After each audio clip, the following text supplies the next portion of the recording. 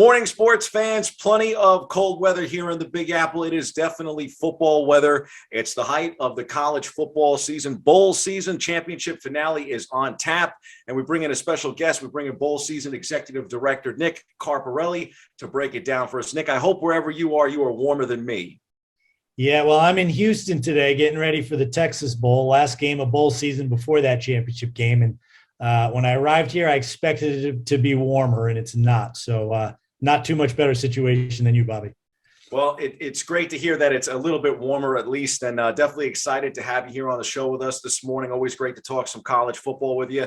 And I guess for the fans at home that aren't aware of what your job is and exactly what bowl season is, I figured that'd be the best place for us to start. So what does your job entail, and what exactly is bowl season? So think of bowl season as March Madness for football, right? It's different, but the sports are different. College football is unique. We have a 100-year-old tradition in college football to play in bowl games at the end of the regular season. There's 44 of them now. They're all independent businesses. They've done a great job over the years of building their brands and having this unbelievable presence in their communities. But what bowl season does is it pulls them all together under one umbrella.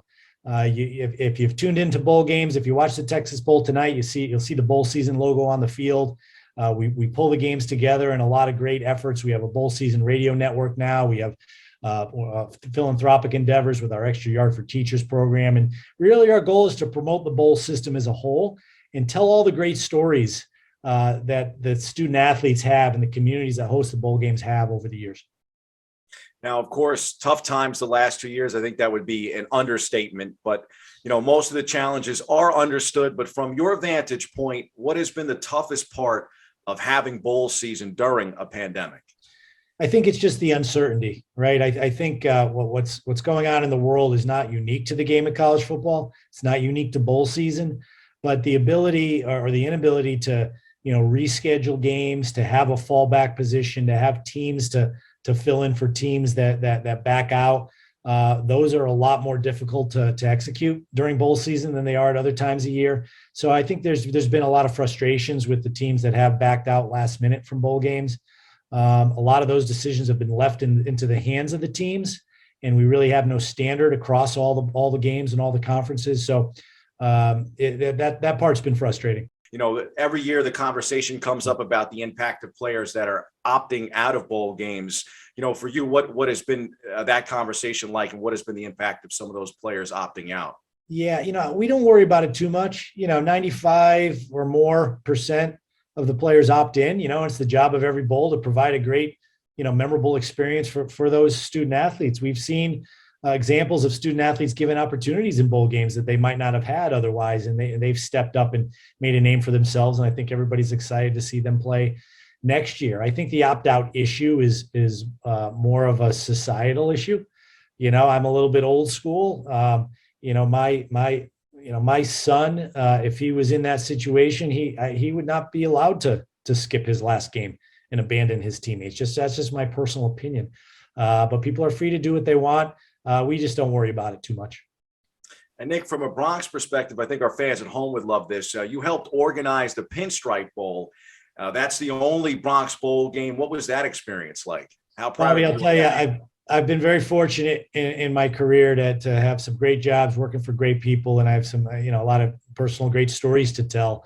That one might be my favorite simply because I grew up a lifelong Yankee fan. I'm passionate about that organization.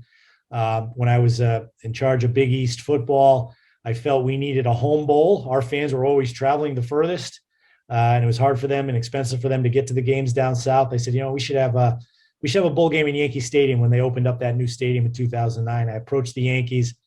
They loved the idea. We worked together to start it, and they treat me very well. I feel like it's a part of their family whenever I come to a game, and that game has grown tremendously in the 12 years. It's teams in contention for that game each year, depending on their season, really lobby to go there because as you know all too well.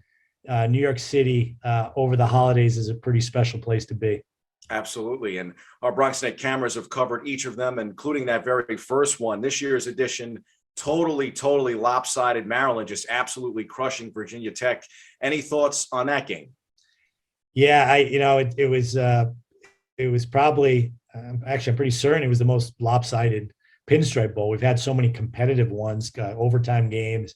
That one was a surprise, but you never know with a team like Virginia Tech. They're going through a coaching change, and you never know what was going on in their head. But certainly Maryland came to play and put on a great show. Definitely got to ask you too, of course, about the playoff itself and the two semifinal matchups. Your thoughts on Georgia shutting down Michigan and Alabama running past Cincinnati? Yeah, well, I watched the Alabama-Cincinnati game on TV. I was in Miami, so I was at the Orange Bowl. Certainly not the most exciting games in bowl season, despite the fact that they were semifinal games. I appreciate the importance of the playoff. I think we all want to see a playoff and a mechanism to crown a national champion. People talk about what's the right number. What should we expand it to? I would say that those two games made the case that we should reduce the playoff to just the top two teams. We've seen a lot of blowouts in these semifinal games over the years. I'm not sure we need a bigger playoff in order to determine the national champion, but I think people want to see it for other reasons. So it's here. But from a enjoyability standpoint of watching a game, though, that probably wasn't our best. Well, that leaves us with Bama and Georgia. That sets up number 1 versus number 3. Alabama, of course, number 1. A rematch from early December in that SEC title game. Your 2 cents on the championship finale? It's going to be a good one. I think it's interesting that Georgia is favored, even though Alabama beat them so handily in the SEC championship game. I certainly think it'll play out differently than that game did. I don't know who's going to win the game. I just know it's pretty hard to pick against Alabama, given the run they've had the last 10 years or so, until they prove otherwise. Absolutely. And quarterback Bryce Young having a real great year. We covered the Heisman again this year. I just think it'd be very difficult to pick against him and Alabama in the championship. I agree, but it's going to be a fun game to watch. I'm looking forward to being there, and tough to pick the winner of that one, which always makes the game more compelling.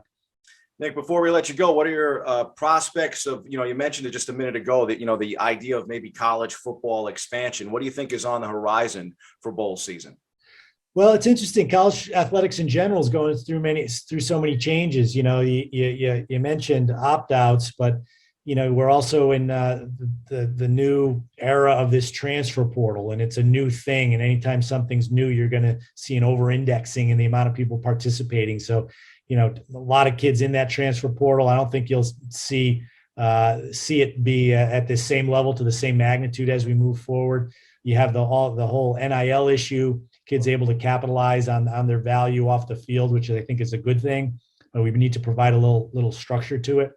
And then the COVID issue is still weighing over our head in everything we do in everyday life. I'm of the belief that we have to move on pretty quick, find a way to live with it.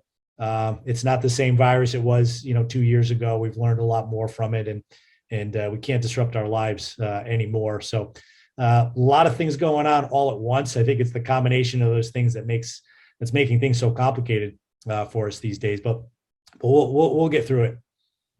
I figured you could give your son a shout out as well, since he's pitching here in the Bronx for Manhattan College. Yeah, Nicholas Carparelli III. He's a freshman pitcher for the Jaspers up in the Riverdale section there. He's home for break now. He absolutely loves Manhattan College. Loves Coach Cole, and he's got his work cut out for him in his freshman year, transitioning to the college level, especially at the level Manhattan College is. But he's got a bright future. Thanks for asking. Oh, absolutely. It's so great to, again, have you on the show, Nick. I appreciate you taking the time. And it might be cold out, but the bowl games have provided really a much needed distraction. They have, for sure. We got one more left to go tonight, and then the championship game. So don't turn off those TV sets just yet. All the best in 2022, Nick. Appreciate you coming on. All right, Bobby. Thank you. Anytime. Take care.